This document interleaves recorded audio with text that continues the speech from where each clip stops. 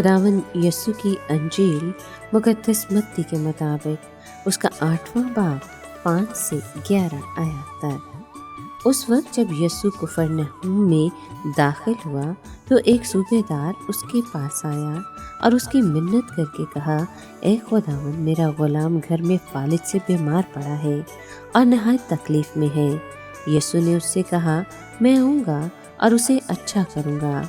तो सूबेदार ने जवाब में कहा, ए खुदावन, मैं इस लायक नहीं कि तू मेरी छत के नीचे आए, बल्कि सिर्फ बात ही कह दे तो मेरा गुलाम अच्छा हो जाएगा, क्योंकि मैं भी आदमी हूँ जो दूसरों के इख्तियार में हूँ और सिपाही मेरे मातहत हैं। और मैं एक से कहता हूँ जा तो जाता है, और दूसरे से कि आ तो वो आता है, और अपने गुलाम से कि ये कर तो वो करता है। यस्सु ने ये सुनकर ताज्जुब किया और उनसे जो उसके पीछे हो लिए थे कहा, मैं तुमसे सच कहता हूँ कि मैंने इतना बड़ा ईमान इसराइल में भी नहीं पाया। और मैं तुमसे कहता हूँ कि बतेरे मशरिक और मगरिब से आएंगे और इब्राहीम और इसहाक और याकूब के साथ आसमान की बादशाही की ज़ियाफ़त में शरीक होंगे।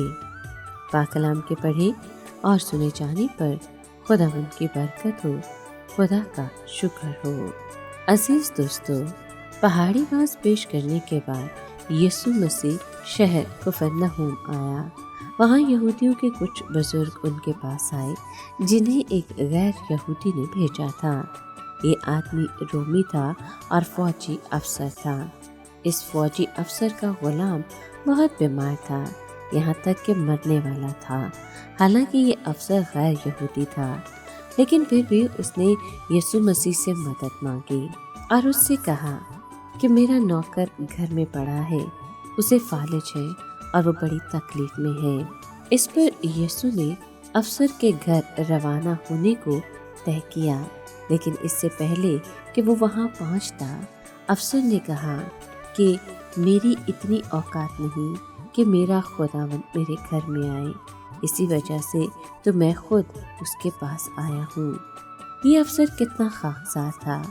हालांकि वो दूसरों को हुक्म देने का आदी था, लेकिन फिर भी उसने बड़ी खाकसारी जाहिर की।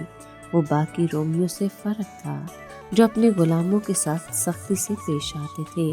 यकीनन ये अफसर जानता था कि यहूदी दूसरी कौमों के लोगों से मेल जोल नहीं रखते। शायद इसलिए उसने मसीह यीशु से ये कहा कि आप बस हुक्म कर दें तो मेरा खादिम ठीक हो जाएगा।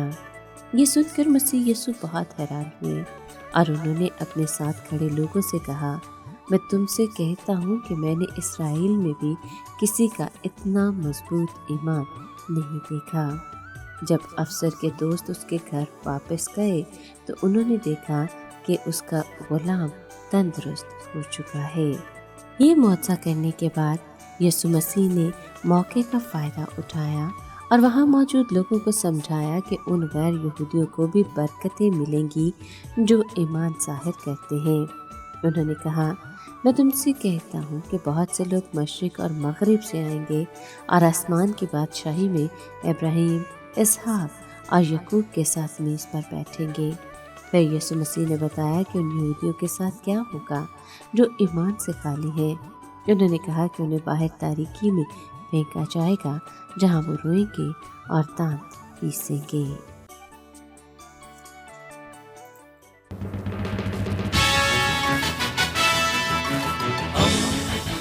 दोस्ती का पैगंबर, रेडियो वेरितास एशिया।